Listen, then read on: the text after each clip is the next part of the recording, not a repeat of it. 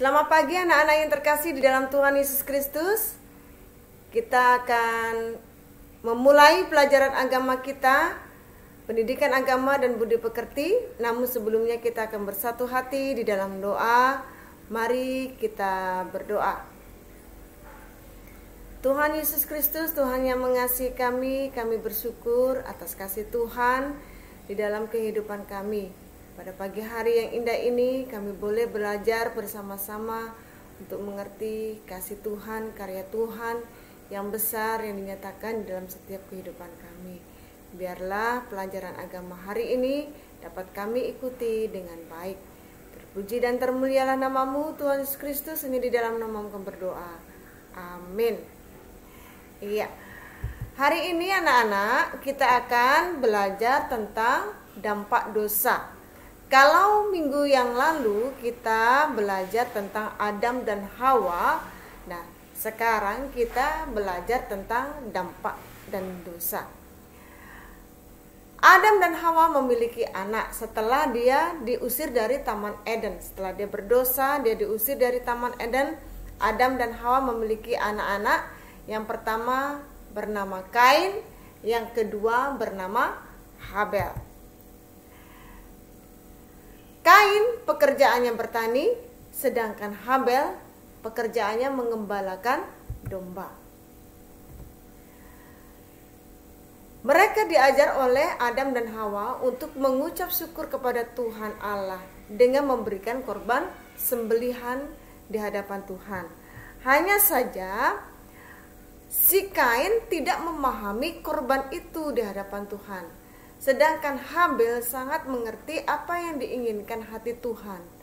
Dengan imannya, Habel memberikan korban bakaran di hadapan Tuhan. Di korban Habel diterima oleh Allah, sedangkan korban Kain tidak. Karena korban si Kain tidak diterima oleh Allah, akhirnya timbullah iri hati di dalam hati Kain, dan timbullah amarah yang sangat besar. Kain membunuh si Habel. Dosa yang disimpan di dalam hati dan tidak diselesaikan di hadapan Tuhan akan membuahkan dosa lagi. Jadi semakin terikat dan semakin terikat dengan dosa. Kain membunuh Habel dari rasa iri hatinya di hadapan Allah. Akhirnya si Kain membunuh Habel. Apa hukuman Allah bagi Kain? Kain harus pergi. Tanah yang ditanaminya menjadi terkutuk, tidak bisa menghasilkan buah, dan dia menjadi pengembara. Anak-anak yang terkasih di dalam Tuhan Yesus Kristus, dari cerita Kain dan Habel ini, melalui kitab Kejadian 4 ayat 1-16, kita bisa melihat sifat-sifat Allah yang tergambar dari cerita itu. Yang pertama adalah Allah Maha Benar. Allah menerima Habel dan persembahannya. Itu terdapat di dalam Kejadian 4 ayat 4. Yang kedua, Allah Maha Tahu. Sebelum Allah bertanya kepada Kain, Kain, di manakah Habel adikmu? Sesungguhnya Allah sudah mengetahui bahwa Kain telah membunuh Habel. Itu Kejadian 4 ayat 10. Hanya Allah menginginkan pengakuan dari pengakuan dari Kain. Yang ketiga, Allah Maha Suci. Allah membenci dosa. Allah menghukum Kain karena ia sudah berdosa. Kejadian 4 ayat 11 dan 12. Ingat ya, yang ibu katakan di sini Allah membenci dosa. Tetapi Allah tidak membenci orang yang berdosa. Kenapa? Allah mengasihi orang yang berdosa dengan mengaruniakan anaknya yang tunggal, Tuhan Yesus Kristus, supaya kita diselamatkan. Tetapi yang ibu garis bawahi di sini adalah Allah membenci dosa. Ya, Allah membenci dosa. Oleh sebab itu Allah menghukum Kain. Yang keempat, Allah itu sumber rahmat.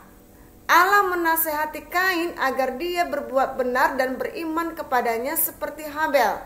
Allah tidak mengizinkan seorang pun membunuh Kain. Kejadian 4 ayat 15.